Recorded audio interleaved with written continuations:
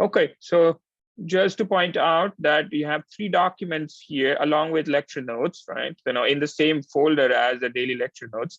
The first one is on dipole-dipole interaction, and you can see it's very just half a page. It just tells you how to calculate the electrostatic potential energy of 2 dipoles or multiple dipoles. And I think we may have discussed this briefly in one of the lectures, but it doesn't hurt to kind of see that again. Then the electric dipole layers. This is kind of a slightly involved topic, but nevertheless, it is important, but it's also straightforward. So dipole layers are actually very common in any sort of real material. So if you like to take a look at cell membrane, for example, cell membrane can be thought of as a dipole layers because it causes charge separations. Certain ions that stay outside, certain ones stay inside, and so you could say, overall, basically you have 2 layers with a positive charge density on the top one and the negative charge density on the bottom one. So it's sort of like a capacitor, but for capacitor, the distances are large. Here, when things kind of get closer together, as in any kind of biological samples or surface layers on materials or surface layers on liquids, you can have these kinds of things. So those are very important in the context of biophysics, if you will. And so you can then look at the calculation of how you would calculate the potential for that sort of a configuration. And once you know that, then you can also look at a technique to represent the dipole layer charge density in terms of some of the other parameters, right? So we looked at a point dipole. This is now an extension of the point dipole thing, but it's straightforward, and so you can handle it. You can certainly supplement that with reading from the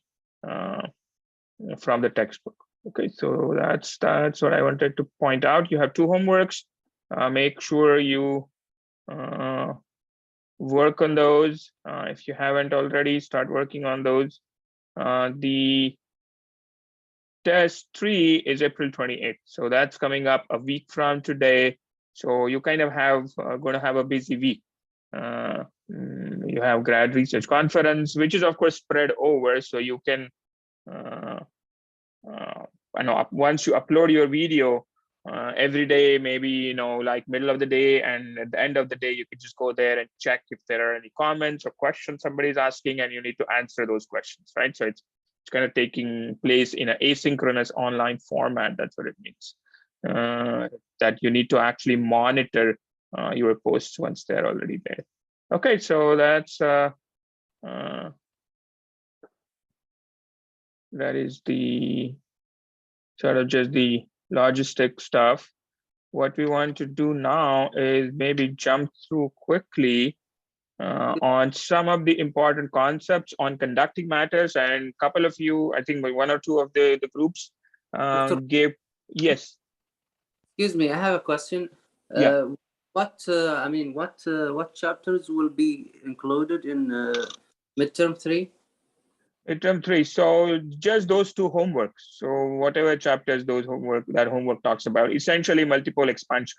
That's all there is to it, electric or magnetic, but multipole expansions is what will be on the test. Okay. Okay, good. Thank you. Okay, so let's now take a look at, okay, lost my chain of thought there. I wanted to show you, yeah. So we, in a couple of your presentations, you talked about method of images. You also talked about the Earnshaw's theorem and those kinds of things, Thomson's theorem of electrostatics. So we will just do a quick review in the next maybe 10-15 minutes of the material that I have already prepared on conducting matter. And so I won't do the calculation for you. We have my handwritten notes. We will just kind of skim through those quickly to communicate to you not the actual calculations, but the conceptual ideas behind it, right? And so that's chapter 5. So let's get to it now.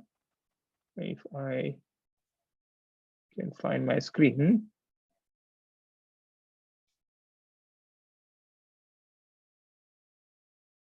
Okay, hold on just a second.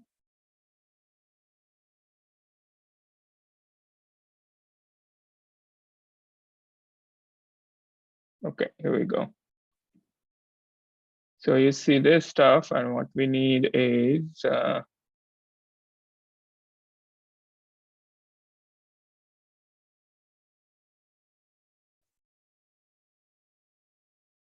these things keep moving positions. We need chapter 5. So we did dipole layers. That's still chapter 4. Here we go. I found it. All right, very good. So you can see, all of you can see the screen.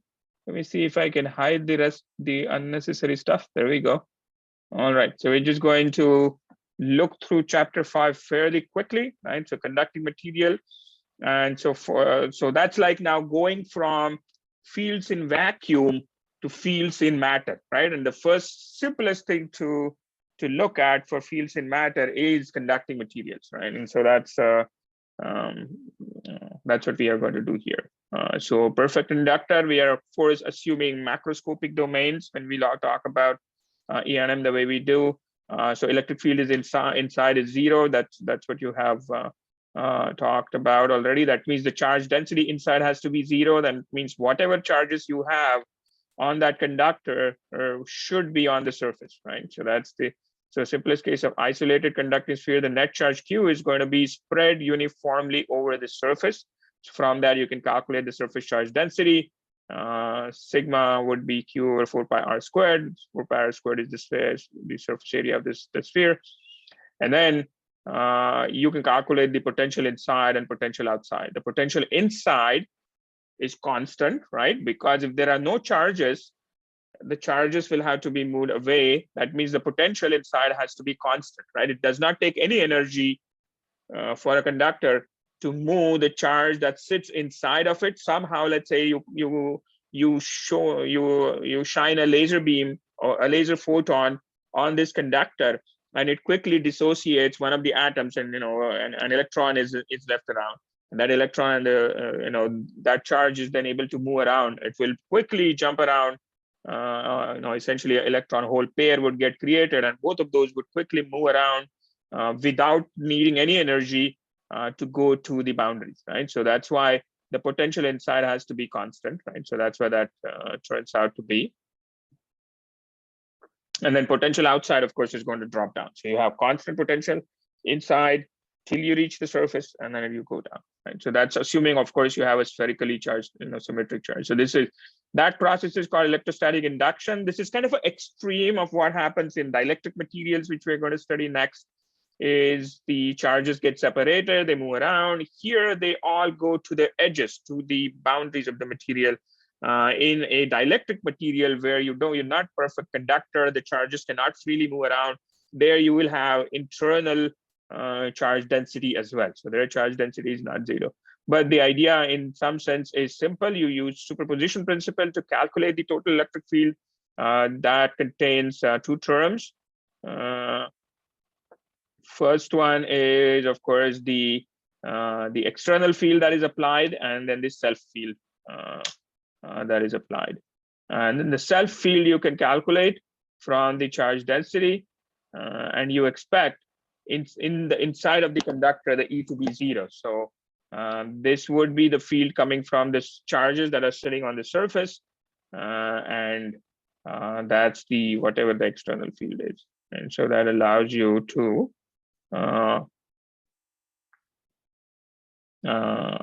make a statement about the electric field. So the net charge on the conductor is 0, right? Because you initially started with a neutral object.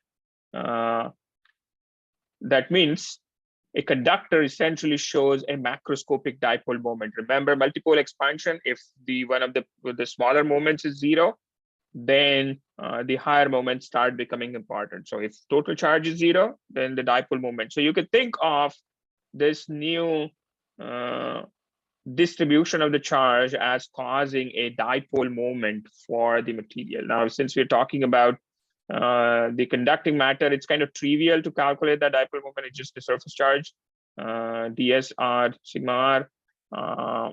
Similar ideas are useful when we go to dielectric material, right? And so I think group 4 is it last week, or sorry, or this Tuesday mentioned Thomson's theorem of electrostatics.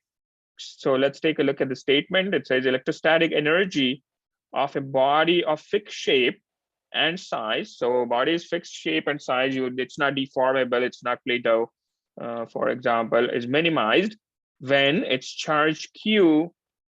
So it's a statement about electrostatic energy minimization. Remember, that's, if you haven't gathered already, energy is the currency of the universe, right? And so all of these types of considerations go about minimizing the electrostatic energy. We will sort of depart from that a little bit in classical mechanics. There we don't try to minimize the energy, we try to minimize something called action, but which has similar implications or similar kind of thoughts behind it. These action is essentially still an integral of some energy terms in coming in weird combinations, but that's still energy related. And so the idea is to minimize this electrostatic energy of the body of fixed shape and size. And how do you minimize them? It happens to minimize when the charge Q distributes itself to make the electrostatic potential constant throughout the body. So it's just basically saying the charges would move around on the surface so that no potential, the potential inside is constant. And so if the potential is constant, then that guarantees that the gradient of the potential, which is the electric field, would be zero within the interior of everywhere. Okay. So there is a proof here. I will of course share the PDF with you. I'm not going to go through all of the detailed proof. What I'm going to show you is just two important mathematical tricks that are used for proving this. Okay, so what we are saying is, okay, now you have this charge density, right? A certain charge that's spread around, and let's take any 2 points, right? Given the charge, you can calculate the total electrostatic potential energy of that charge distribution, and that's what we see here. So that's sort of the self energy of the charge distribution plus the energy coming because there is some external field that exists, right? And so those two terms, and the goal is to minimize this U of E such that the total Q is constant, right? So that's the condition, right? And in fact, total Q should be yeah, okay, let's call it constant for now, right? Whatever the total charge that has been given to you, because we want that charge to be spread over and or moved over and settle down on this surface, if you will. Okay, everybody with me so far? Now, the trick that is used for doing this minimization is called Lagrange multipliers. Whenever you are trying to minimize a function, with respect to some conditions, those conditions have to be incorporated into the function that you're trying to minimize, and you do that through the so-called Lagrange undetermined multipliers. Now, I think that part from chapter 1, we did not go through. So make sure you read through section 1.10 from the textbook. Those of you who took statistical mechanics with me, you're already familiar with this technique, very commonly used in statistical mechanics in determining the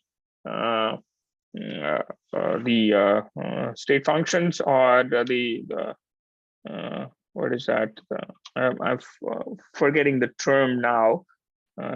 Partition function in any given configuration, right? Depending on the constraints. The constraints may be the total energy is constant, or the temperature is constant, or the number of particles is constant, and those sorts of things. And so you incorporate those through this undetermined sort of multiplier.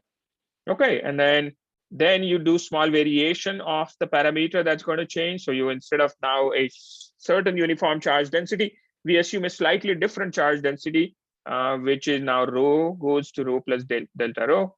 Go through the calculation, calculate the change in the energy, right? And once you have that change in the energy delta I needs to be 0.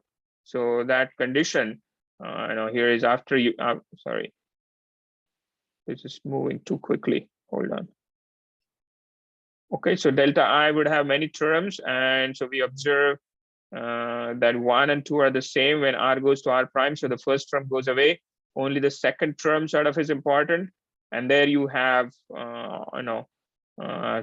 essentially these two terms, and they because the change that we are going to assume for finding the variation or in the energy because of the variation in the charge distribution, that variation has to be arbitrary, and that means all of the terms here in the curly bracket, they need to be zero directly. And so that just tells you that the energy minima occurs when phi total of R assumes a constant value lambda throughout the V. So that tells you the potential has to be constant inside that volume if it's a perfect conductor and all of that, right? So that's how the proof kind of goes without looking at it. And so you always have surface charge density. Whenever you have conductors placed in electric fields, you're going to have surface charge density. And once you have surface charge density, there is going to be now matching conditions needed. The field inside and the field outside, there is a difference, right? And so field inside, of course, is zero. So you can use the matching conditions that you know how to derive using the two Maxwell's equations corresponding to the electric field. You can then take those matching conditions, note that inside electric field is zero, and then you can calculate the electric field outside. And so they just says the electric field outside is normal to the conductor. See here, you cannot have electric fields that are parallel. That means, n crossed with n is coming out of the surface, right? So n crossed with E out minus En, these are now the components that are parallel to the surface. So because the electric field inside and parallel to the surface is zero, electric field just outside parallel to the surface has to be zero also. And so that means whenever you have a conductor, the electric field has to be perpendicular to the surface, right? So E out, now the parallel component just outside the surface is zero, right? So n crossed with E out on the surface has to be zero. And then looking at the second equation, you can figure out the discontinuity in the perpendicular component. So inside it's zero, outside it's going to be governed by this charge density here. So n hat would be the perpendicular direction to the surface, sigma x over sigma s over epsilon 0. Now this is not something that's foreign to you, you know it already, right? But it comes from now the charge density and the matching conditions in this context. Okay. Any questions? Anybody has? Okay, so that's how we are now trying to understand how the conducting materials behave, right? So it's very important. So that's why somebody asked you, what's the direction of the electric field just outside of a perfect conductor? You know now what it is going to be, whether you have electric field or not. I mean, yeah. So let's now take a look at an example where you have a sphere here, conducting sphere placed in constant electric field, right? So the electric field is shown there with the help of the arrow that's moving to the right. It's uniform, and so let's take the direction along which the electric field is oriented to be the z direction. So electric field is E0 times E hat, and we want to calculate again, the idea is superposition, the external field plus the self field that is created by the material itself. The combination of the two is what is going to give you the total electric field, right? And what we are trying to do is show that the surface acquires a dipole moment P, which is alpha epsilon 0 E0, where E0 is the applied field, alpha is some polarizability, and polarizability is essentially, for a conducting surface, it's a geometric property, 4 pi r cubed, right? So you can kind of see what it looks like. Okay, so let's quickly take a look at that. So first we want to calculate the sigma, and once you know the sigma, then the surface charge density, then you can do the integral to calculate the moment, right? The dipole moment. So E self has to be negative of the applied electric field inside the material, and E0 and E0 is E0Z. And so inside, the self potential is going to be because of the surface charge density that you have, and because surface charge density is E0Z, right? So once you know the electric field, you can do a line integral of that electric field to calculate the potential, And so potential naturally is going to be E0Z, because when you take that line integral, only the Z component, only when you are moving along the Z direction, you are going to see a change in the potential. If you move along the X and Y directions, E dotted with DL would be 0, and so that would not contribute, right? That's why the electric potential here is E0Z. Everybody with me so far? Does that make sense? Why it is that? And so then Z you can express in terms of the spherical coordinate system. So you get E0R cosine theta, which is the potential inside, but it's not the total potential. Remember, it's only the self potential, the potential that's coming because of the newly created charge density on the surface. Everybody with me so far? Okay. So then outside field, self field outside is going to be essentially, you can use azimuthal multipole expansion. You have azimuthal symmetry along the Z direction, and you know how that looks. We already looked at that using our azimuthal symmetry calculations. So you would have A over R and B over R square cosine theta and C over R cube P2 cosine theta and so on, right? So there are multiple terms. First term is 1, second term is X, third term is X squared something, right? So that's P2. So you have basically P0, P1, P2, 3 terms have been written down, but the coefficients are undetermined, right? Whenever you do a multiple expansion, each term has a coefficient and you don't know its value. Till you know its value, you can't really say what the potential looks like, right? So we need to determine what these expansion coefficients are. A, B, and C. They are deliberately chosen to be, just sort of simple alphabets there, right? And so what condition would you use to check or to determine the values of A, B, and C? Any thoughts anybody has? So you know the potential inside, you know the potential outside. We assumed certain charge density. We didn't know what it was, but we calculated. We will calculate it eventually. The boundary conditions, doctor? Okay, and what is the boundary condition for the electric scalar potential?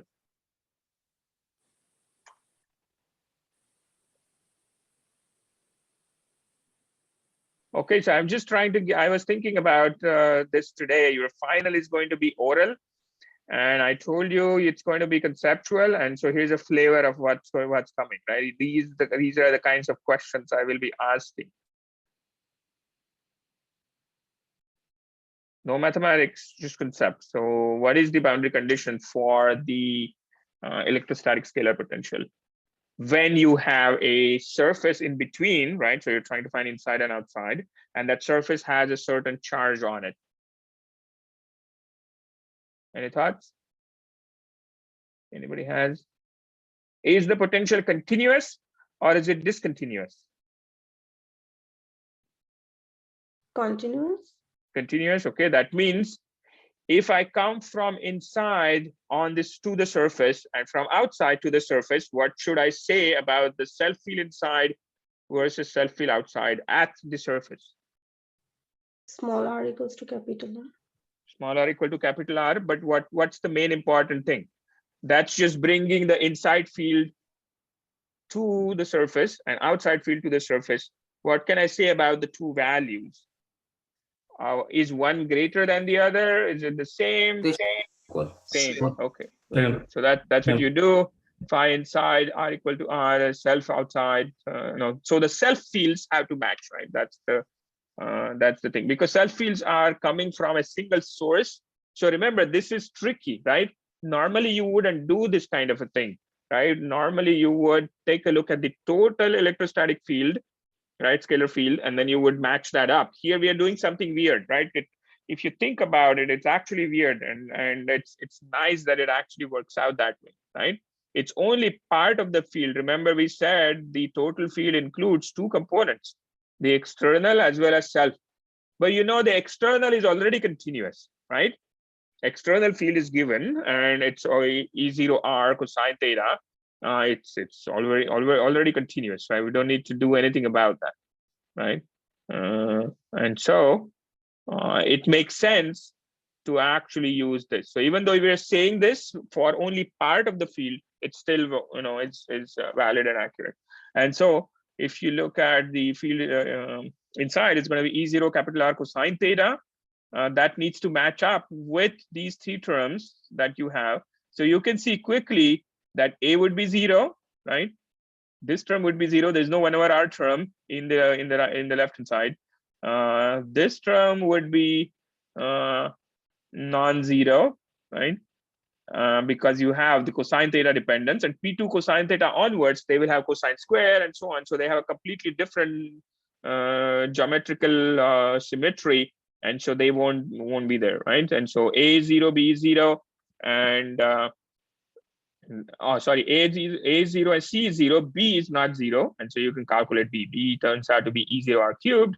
So you can then substitute for outside, the field is E0R cubed over little r squared cosine theta. The external field is negative E0R cosine theta. The self field is E0R cosine theta. So inside they just cancel. And so you get that. And now you want to calculate, of course, the point dipole. The dipole potential is given by 1/4 pi epsilon 0 P over R squared cosine theta, right? So compare that with this expression, right?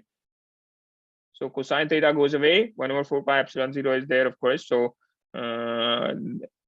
if you multiply this quantity by 4 pi epsilon 0, that's going to give you, and remove the R square dependence. So E0 R cubed times 4 pi epsilon 0, that's going to give you the dipole moment just by comparing the two. And that's the induced dipole moment from the external field. Does that make sense conceptually? Okay, so these processes of how you do these things is extremely important. Let's see what's going on here. So the next example is single conductor is formed by two uncharged metal spheres connected by a wire, infinitesimally thin wire. The sphere with radius R1 is centered at R1, sphere with radius R2 is centered at R2. They're situated in an external electric field E0, and then idea is to find the dipole moment. Now you have a completely weird kind of combination. It's not single conductor, two separate conductors, and then you can go through the calculation again. So the idea here is that because these spheres themselves are separated and they are connected by a thin wire, one of them will have a positive net charge, the other one will have a negative net charge. You cannot have just separation positive negative on a single conductor. That's not going to happen. But once you know that, then you can calculate the total electric field, right? The electric field, electric scalar potential would be now E0 dotted with R. That's coming from the external field, and the charge separation or the charge accumulation that happens, that's going to give you Q over 4 pi epsilon 0 R1. If you have a spherical conductor charge Q on the surface, the potential inside is that, right? We already know that. So you can calculate those two, equate, do the matching condition at the boundary, and that's going to give you the expression for the total charge Q. Once you know the Q, you can think of these conductors as point charges essentially. And then Q times R2 minus R1 is going to give you the dipole moment, right? So kind of straightforward there. You can calculate the surface charge density if you wanted for each one of the conductors. And the way you do that is, again, use the matching conditions for the electric field. What you need is a normal component of the electric field just outside the conductor. Once you know that normal component, then that gives you directly the charge density as the position of the point on the surface of the sphere. Okay, so that's how that works. You know how this kind of works, right? So you take that and apply it to, for example, a polarized sphere, which was the first problem here that we did, example 1. You can calculate the surface charge density for that situation. And that surface charge density naturally will have a cosine theta dependence, right? Because cosine theta dependence will correctly capture one hemisphere having positive charge and the other hemisphere having negative charge, right? Northern hemisphere will be positive, southern hemisphere will be negative, and so on. So that's how it sort of works. Okay, so that's important. And as a result of this electrostatic induction, we have something called the screening and shielding of electric field. So if you want to now develop a region, for example, inside your cell phone, right? you have lots of electronic and electrical circuitry and electronic components. If I were to bring a battery nearby, a very strong one, you don't want the stuff inside getting broken by it, right? And so, you need some sort of a shielding so that external electric fields would not damage the phone up to a certain level, right? And so you essentially develop sort of a Faraday cage around what's going on inside, so that the stuff inside stays inside, stuff outside stays outside, and the electronics does not get damaged, right? So there, all of these things, they may seem like theoretical construct, fundamentally important, but how do I apply them? They are applicable everywhere, and engineers have to kind of think about them, so they need to know. But sometimes engineers don't think in depth about things, and that's where you guys as physicists would come in to point out some of these things, right? So if you have, let's say, a conductor like this with a cavity inside, the electric field is zero inside that cavity. If you have a charge sitting inside, right, then the way induction works is, let's say that charge is positive, the inside surface will have a negative charge because negative charges will be attracted. Outside surface will have a positive charge, and as a result, then outside you won't have the electric field zero. So stuff that's hit, the charges that are inside, they don't get shielded by the conductor to the outside world, but whatever is happening outside, that does not penetrate to the inside of the conductor. That gets completely balanced out, right? Okay, so E cavity is zero, no charge induced on the walls of the inside cavity here. You just have basically rearrangement of the charges on the outside surface. So study this, it's straightforward, simple. We don't need to go into that. An application of shielding or screening, it turns out if you just build sort of a metallic mesh that can shield electrostatic field almost as effectively as solid metal walls.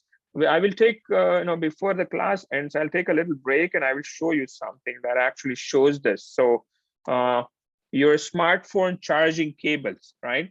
I had one that was kind of breaking up at the corner. So I opened it up and I have a piece upstairs, which I will bring in a little bit. And it shows just outside of this plastic cladding, there is a mesh that is surrounding all of the little conducting wires inside. And so this one has maybe about 10 wires inside of this tiny little piece of wire, 10 electrical conducting wires. They are all covered by mesh. And then the mesh is then encapsulated by a plastic shield. So even simple things like designing a good conducting wire needs, some of these simple electrostatics that you probably took for granted, but did not really know how to use it.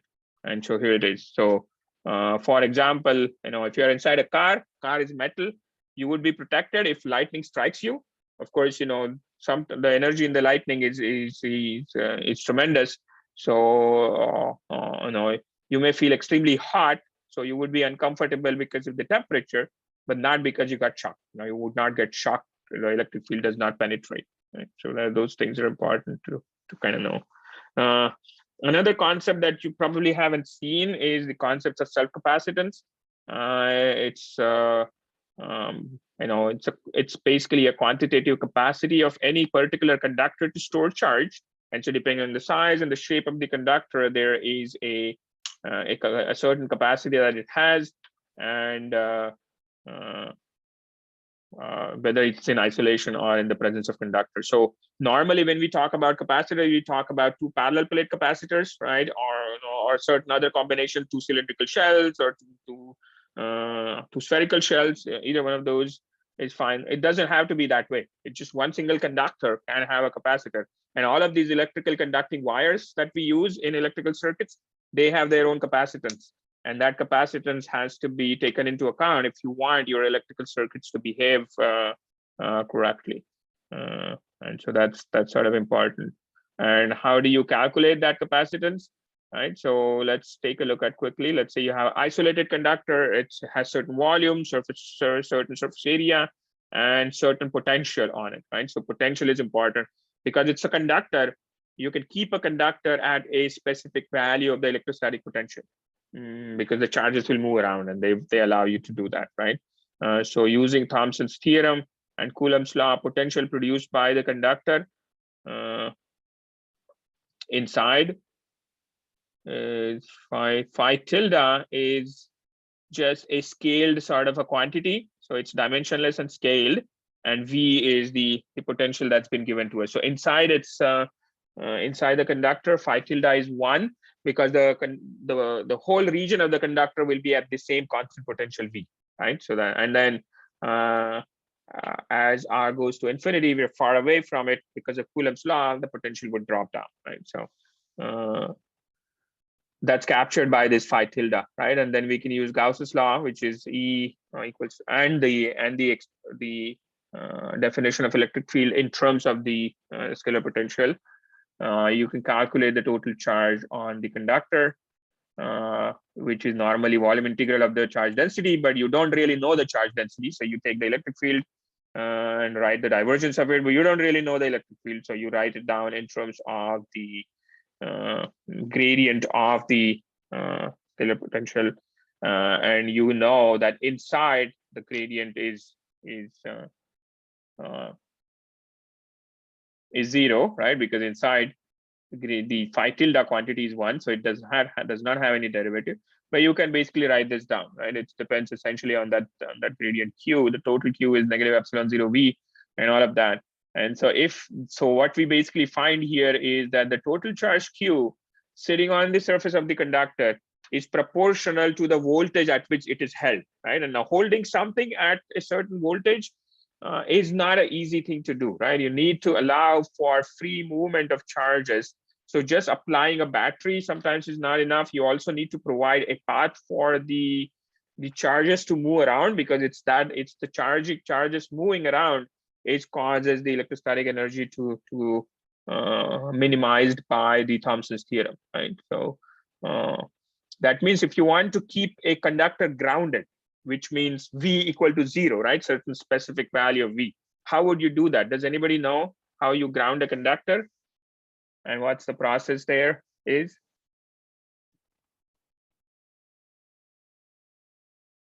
Why is grounding even important, right?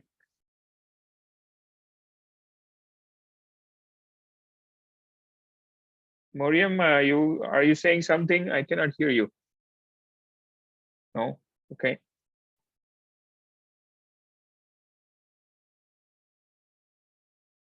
Pradeep, I cannot hear you either. I see your lips moving.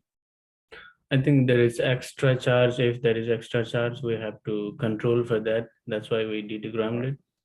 Right. So you know, if you have a certain charge on the conductor, that governs the potential, right? Let's say the total charge of the conductor is Q. So then let's say the conductor is spherical, to keep our life simple.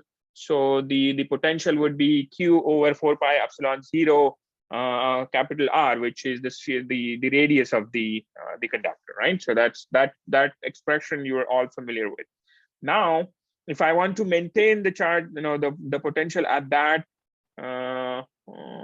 value, I need to provide that charge Q, right? And so where is that Q going to come from? You need some sort of a charge reservoir which can allow these charges to move and so on, right? Maintain. Now, let's see, that part is easy. So, just somehow, let's say initially I provided the charge somehow to this conductor, it's able to maintain its potential if it is isolated.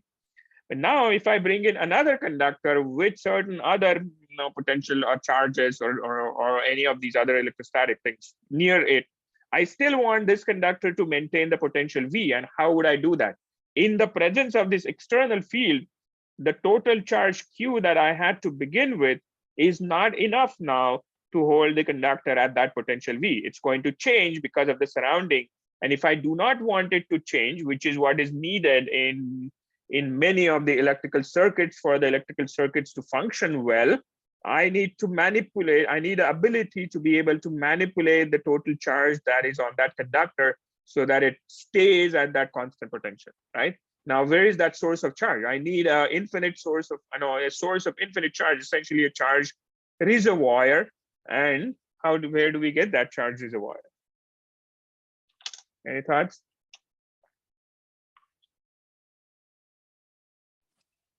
The Earth, right? So Earth is so large that we can say, okay, if we just take the conductor and somehow connect it to the Earth, then we're going to get as much charge as we need. So we want the Earth to be actually a charge receiver. If we want to reduce the amount of charge on the conductor, that would go to the Earth. Or if we want to increase it, the charge would come from the Earth, right? And that's basically what is done. Of course, this grounding process is not very easy. You know, it's not just like you take a wire and then stick it in the ground. It doesn't work that way. There is a sort of a specific process that they follow. They put lots of, you normally dig a hole in the ground and put some salt-like material there, right? And so which would kind of ionize when it's mixed with the water in the soil. Coal, salt, and then some metal. Then yeah, so some sort of a materials are put in there, which materials are basically electrolytic material. That means they can, in the presence of water, they can separate. And so whether we need positive or negative charge, you know, it would be sort of a resource for that. So even though we're saying grounding is like connecting to Earth, it's not just as simple as the Earth. You need to make sure that there's, you know, a sufficient amount of charges there, and that's done by putting basically salts that can be ionized easily in the presence of water, right? So yeah, we did such a thing back in our country because we use a high electricity volt, not like here in 110 volt. We use more than 220, or sometime that comes more than that. That's why we use like doing this kind of process. Okay, so Q is proportional to V, and that proportionality constant is essentially sort of a geometric property. So C would be Q over V, and this integral, negative epsilon 0 surface integral of the gradient of the phi tilde of R, that is the self-capacitance of the object. Okay, so that's how that works. Does that make sense? So capacitance is essentially a geometric property. That's why, you know, parallel plates has a certain capacitance. You have two concentric cylinders that has a certain capacitance. If you have two concentric spheres of the same radius, they would have a slightly different capacitance because it's essentially a geometric quantity. Okay, and that just tells you for a given potential, how much is the charge do I need, right? And so we can calculate the self-capacitance of a sphere. The potential inside the sphere would be Q. If there is a total charge Q on the surface, it's Q over 4 pi epsilon 0 R, and so C would be 4 pi epsilon 0 R, right? That's how just the denominator there. If you have an origin-centered conducting disk sitting in the origin, right? Let's say in the XY plane, then you can calculate the potential at R equal to 0 at the origin. Let's say it's given to be constant V. It's going to be 1 over 4 pi epsilon 0, the surface integral for all the charges on the surface, which you can then calculate, right?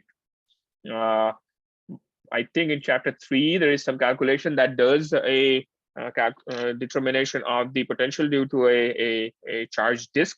So if you are not familiar with that, make sure you kind of quickly go through it. It's just a standard integral that's going to give you this surface charge density. And then based on that, you put it in the integral, calculate the potential.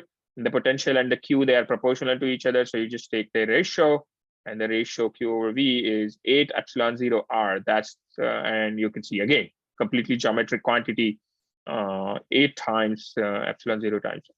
Okay, so that's what that is. So here is that discussion that we just went through. What does it mean to ground a conductor? We talked about it. You need a charge reservoir, right? Because if the conductor is isolated, holding it at a fixed potential is easy. You just give it the amount of charge it needs. But when you start changing the surroundings, that is difficult to keep it at constant potential, which we want to take it to be a reference potential 0. And that's what means, you know, you need to be able to provide as much charge to the Earth or to be able to draw as much charge from the Earth. And so Earth is the reservoir. Okay, then you can go on to a more complex kind of structure of different conductors at different potentials. And then you can basically say charge on each one is not only now proportional to the potential of that conductor, but potential of the surrounding ones. And so you get this interesting sort of capacitance matrix kind of idea, Qi, Cij, phi j. So how is Qi depending on the potential on the jth conductor through this Cij sort of thing idea. So there's mutual or cross capacitance is what it's called. And the Green's reciprocity theorem happens to be extremely useful there And with the help of that, we could show that Cij is same as Cji. So it's a symmetric matrix.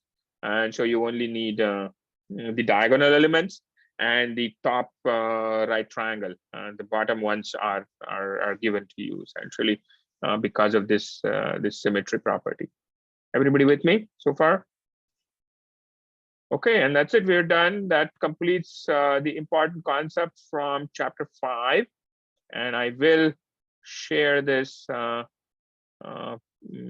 PDF with you. Again, it's very straightforward. So then have to write down everything. You know the basic ideas, so it makes sense to quickly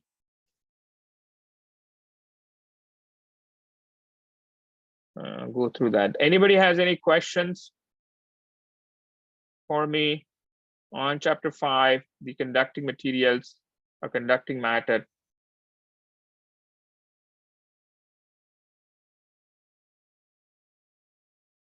No questions? Everything is clear? Okay, that's already on Western Online. So the PDF, you can quickly go through it whenever you get a chance. What we're going to do now is start talking about the dielectric matter. So now you don't have a perfect conductor, right? Of course, perfect conductor by itself is a idealization.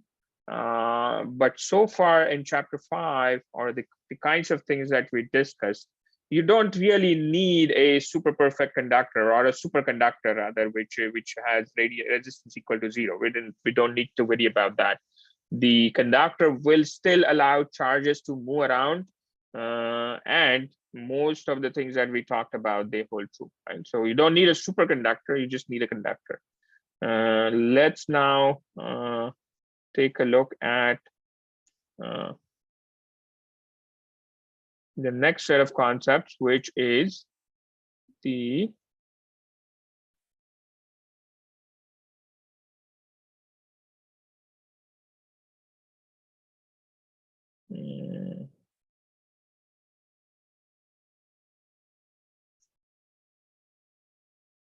okay, so for this, let's just, because this is simply just an extension of some of the ideas that we talked about, and most of it is, so-called phenomenological, meaning most of our understanding of the dielectric materials comes from experimental studies. You can't calculate everything except in some very, very simple circumstances. So the theory here is just minimal, and so we're going to kind of try to take a look at that. Plus, Zangwill gives a very nice intro to some of the modern methods in the dielectric, the study of the polarizable materials, which are dielectric materials. And so we're going to directly actually look through the chapter and connect it with what we saw about the conducting materials and how things differ slightly when we go to dielectric materials, and then the modern theory of polarization. And most of it is very straightforward. The actual study of this field, study in this field, happens in experimental theory sort of going hand in hand. We don't have the mathematical abilities to calculate polarizability of any random material that's given to us. We don't, right? So it cannot be done.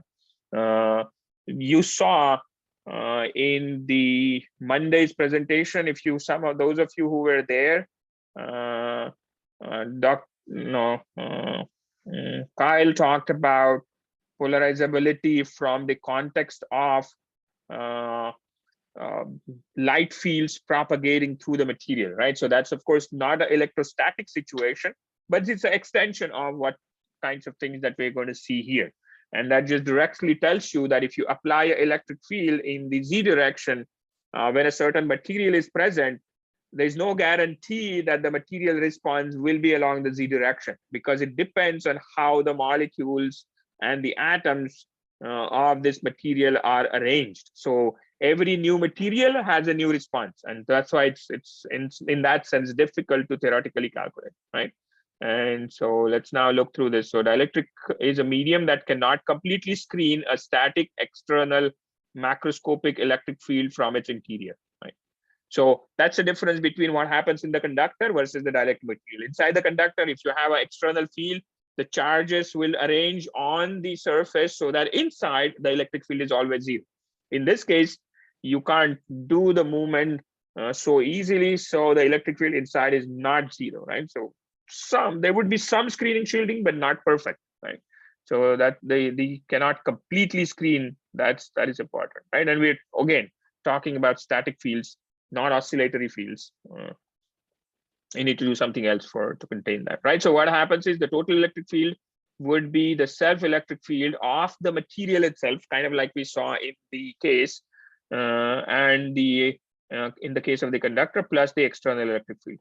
Now, the total field inside the conductor was zero. Now it's going to be non-zero inside the material. So that's the only difference, at least at this level of description. So why that happens? Because the charge distortion does take place that produces the self field. And so because now, let me ask you a question before we even go into this, right? So we just have this sort of a material for us to look at. I gave you that the electric field inside cannot be zero, right? When the electric field inside the material is zero, which is the conductor, there is no charge density inside, right? You understand the connection? Because if there was a charge density inside, you can't have electric field to be zero, right? So the charge density is given to be zero. What will happen in this case? So the question for you is, so you had, for a perfect conductor placed in an electric field, you got a charge density on the surface. You got a surface charge density. What will happen if instead of that perfect conductor, now I have a dielectric material placed in an external field? What do you think will happen? And I just want a simple answer in terms of charge densities, surface charge densities, currents, what sort of quantities, basic quantities do we need to be able to explain this phenomena of the material responding to the external field? I think it's the charges will be polarized. I mean the positive charges will be in one side, and the other side will be the negative charges. So do you think kind of like what we saw in the case of the perfect conductor? So let me again bring a visual to you, because with the help of a visual, things would be a little easy to see. So here's the visual. Let me share the screen with you. Okay, so this is what happens in a perfect conductor, right? You take a conductor, place it in an external field, the charges separate, they go on the surface, nothing inside, electric field inside is zero. That's what happens. Now, when you have a dielectric material, the electric field inside is not zero. So what's going to be, how does the charge distribution look like in that case? That's what I'm trying to find out. The surface charge density? That we have in the case of the conductor, yes. But what that cannot completely capture what's happening in a polarizable material. So what else do you need? I think I can guess that will be dipoles inside. Dipoles inside. That means if you have dipoles inside, that means in some sense you have a volume charge density inside also, right? So to be able to study the response of a material, a dielectric material, to the field, you not only just have an induced surface charge density, which is sufficient for describing the behavior of a conductor, you now have an induced volume charge density. Does that make sense? And so if you calculate both of those, right, you have to have volume charge density, because the electric field inside is not zero. If the electric field inside is non-zero, that means the charge density inside has to be non-zero. That means volume charge density has to be there. So that means the material response is going to be twofold. You are going to have surface charge density as well as the volume charge density. Right. Make sense? Everybody with me, right? And so our goal is to just find those two. Once you find those two, then you can determine anything that you need to determine, right? Make sense?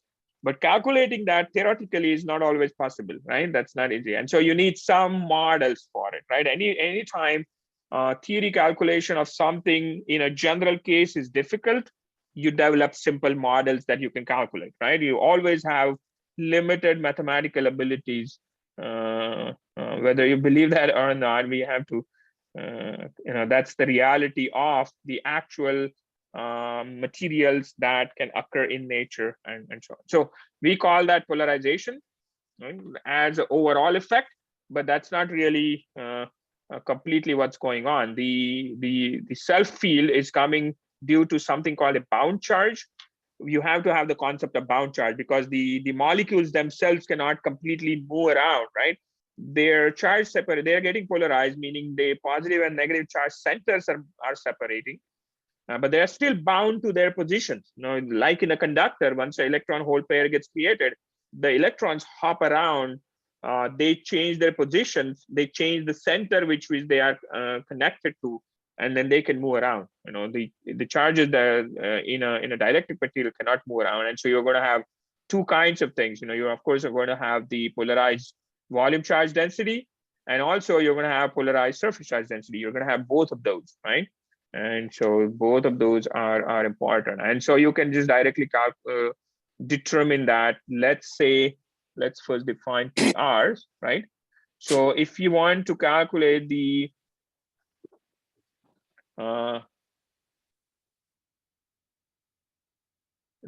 field that or the redistribution of the charges is now can be thought of as collection of dipoles, right? So that's we call polarization, right? And this polarization will give you the self-electric field, right? So if and you can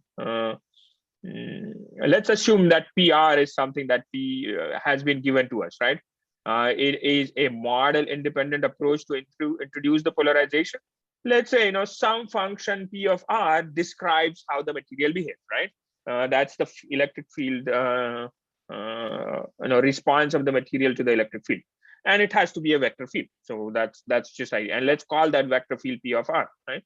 Once you have that, then you can determine the surface charge density and the volume charge density, and they're given by basically simply like this: divergence of the PR, negative divergence of the PR gives you the volume charge density for any position R inside the volume. The surface charge density is the polarization evaluated on the surface, dotted with the normal vector. That's for the surface. And inside the, outside of the material, of course, right? Where R is not element of the volume of the material, then the polarization is 0 because you're assuming vacuum cannot be polarized. Now, of course, vacuum can be polarized, and that's a whole different topic. But we don't go into that, right? And so once you have that, all of the machinery to be able to determine the electric field total or the scalar potential and all of that is there, right? We don't need to do anything beyond that. Everything else is just basically details, right? And so that's what it is. If you want to calculate the volume integral of the K component of the polarization, you can do that using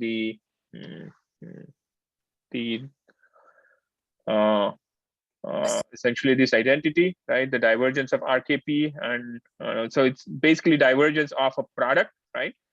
Minus one of the divergence term is going to give you the other term, right? That's all there is to it. So nothing tricky there. But what I wanted to tell you is that the overall dipole moment of the material, right? So you have this volume where each individual molecule has been polarized, and you get this collection of dipoles. That is sort of like a dipole charge density or a dipole density, if you will, right? And so if you take a volume integral of that, so the polarization is essentially the dipole density that's spread out throughout the volume. And if you take a volume integral of that for the whole material, that gives you the total dipole moment of the material. So that's sort of a bulk response of the material. You can think of that material as just an extra dipole that has been placed in the field, and then the total field will be the external field plus the field from that dipole. Does that make sense? Is everybody with me? Okay, so now comes the modeling. So all of the electrostatic theory that you need to understand dielectric material is all there. It's all here. You need some way to find the polarization, or you can effectively, let's say, you can do external measurements and find the total dipole moment. And let's assume the polarization is sort of uniform inside because of some symmetries. If things are not symmetric, if you don't have a spherical conductor, then the polarization is not going to be uniform. But let's assume, for simplest situation, that's the case. Then you get the polarization PR.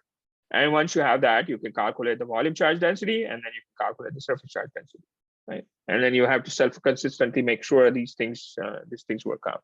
All right, okay, so let's take a look at some of the remarks that have been made here. So I'm going to read through this.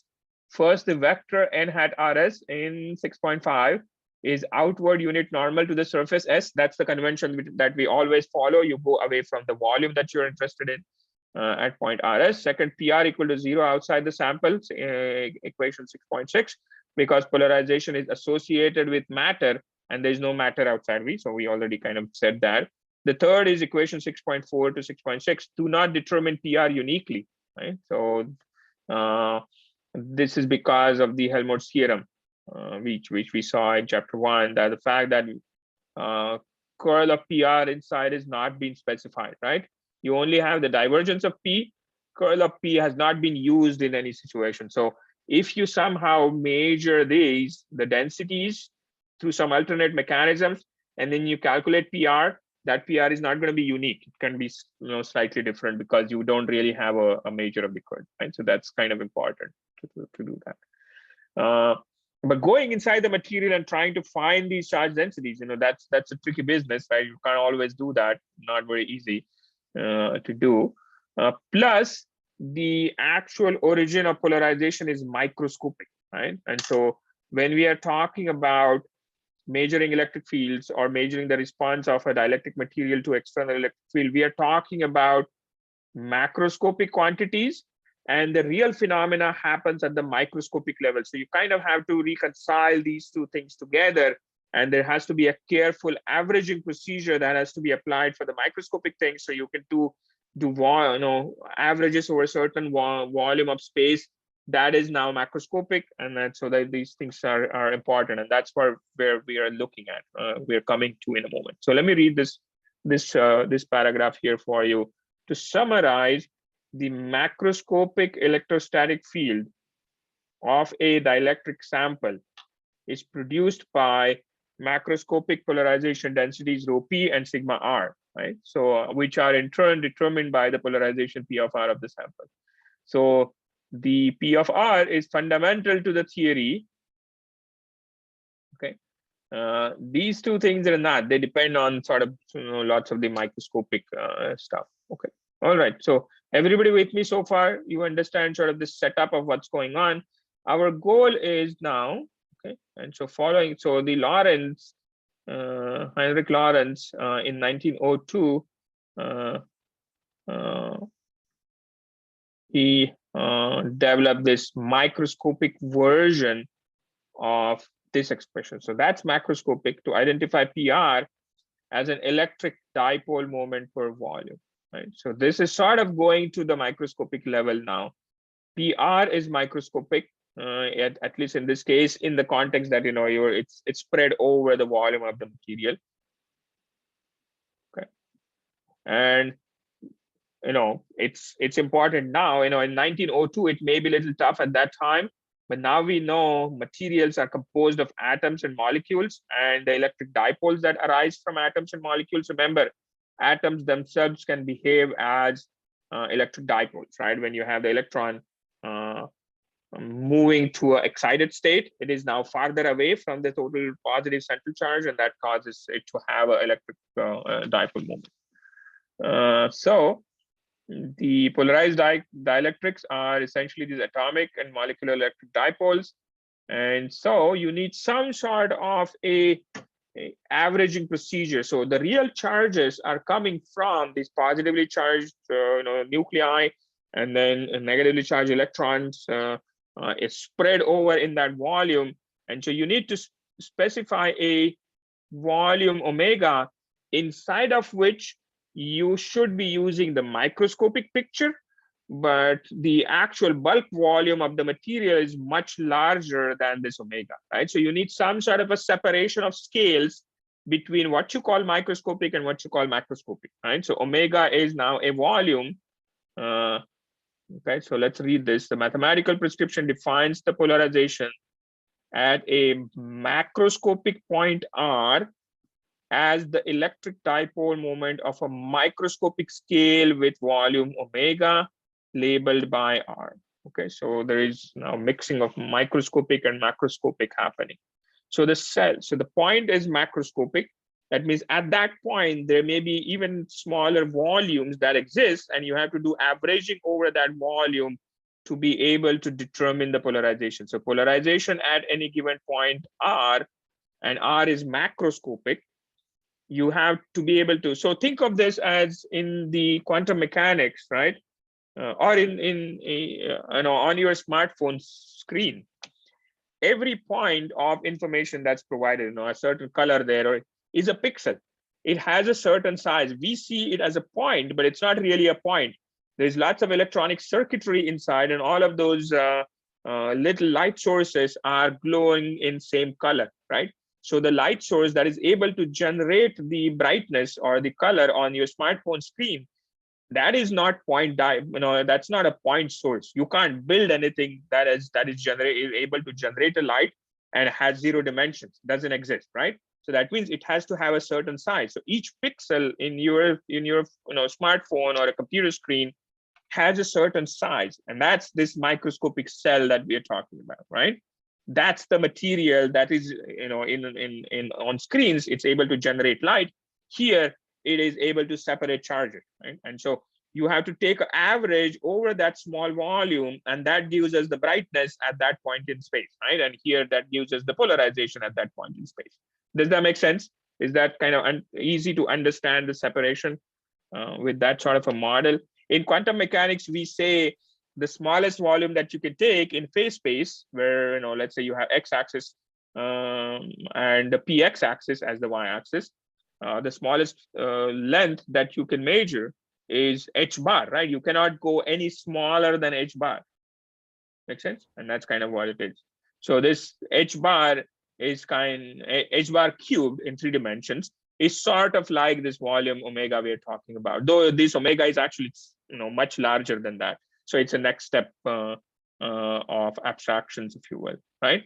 And so you take the microscopic dipole moment, so all of the electronic charges and the nuclear charges separated, you multiply that by s, do the whole volume integral of the microscopic charge density, and that gives you the polarization, which is PR over omega, right? So omega is there.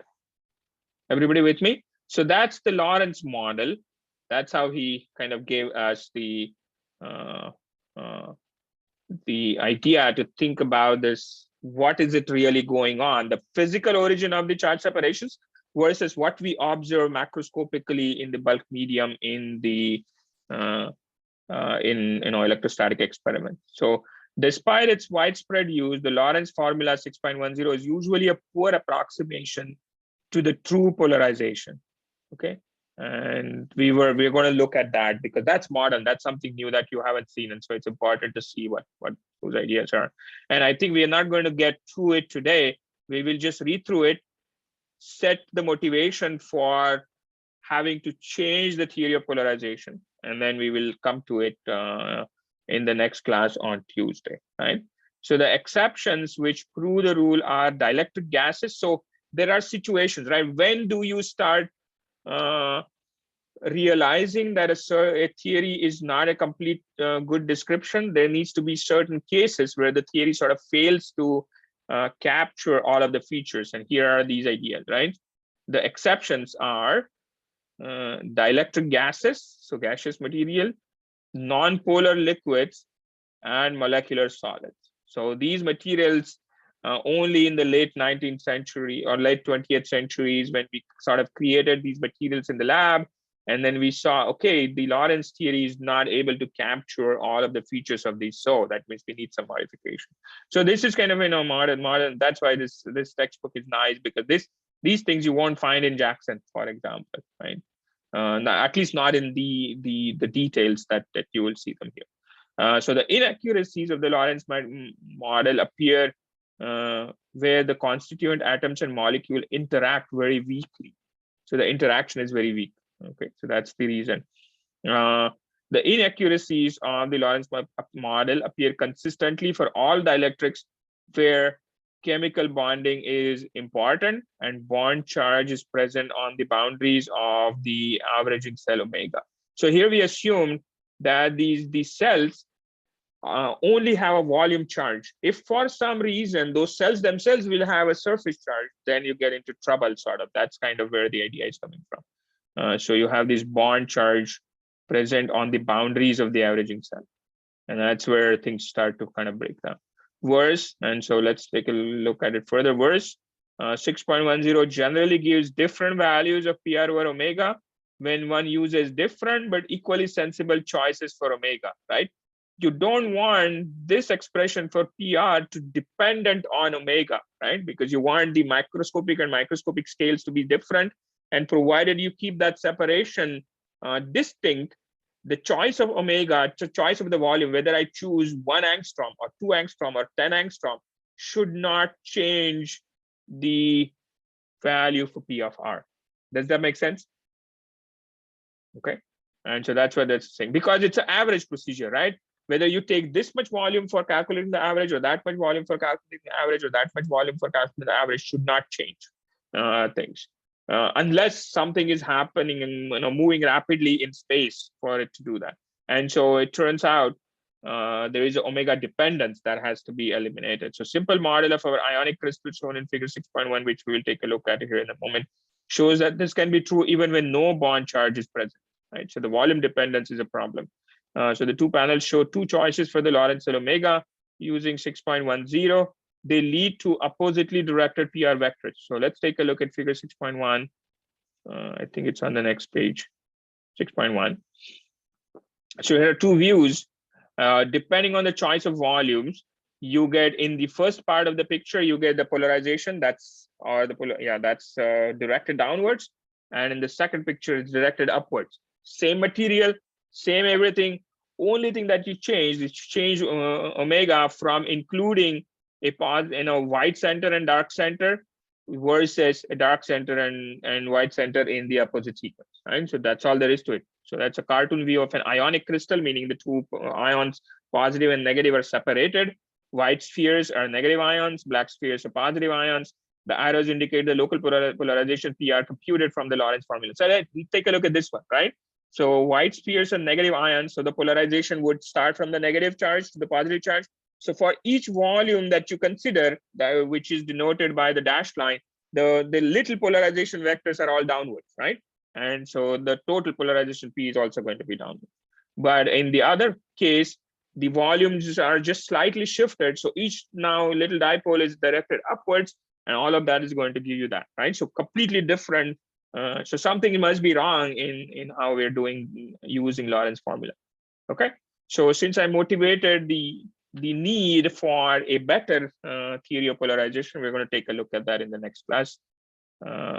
That's it for today.